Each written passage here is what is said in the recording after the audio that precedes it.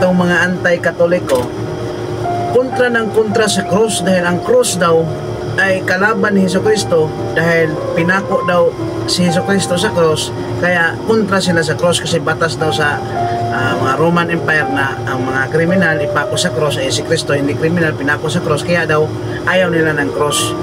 Ito, mali talaga yung mga anti-katoliko, kasi hindi nila alam yung mga idiomatic expression ng una kaysa ngayon. Ngayon, ginawa nilang pilosopo dahil daw si Kristo namatay sa cross, pinako, kaya kalaban daw yung cross. Pero hindi nila alam, nasa sulat sa Biblia na pasanin nyo ang cross ni Kristo. Mayroong cross. Sinabi ba doon na wag lumayo kayo sa cross? Wala namang nakasulat, diba? Maghanap ka sa Biblia kung may nakasulat bang lumayo kayo sa cross.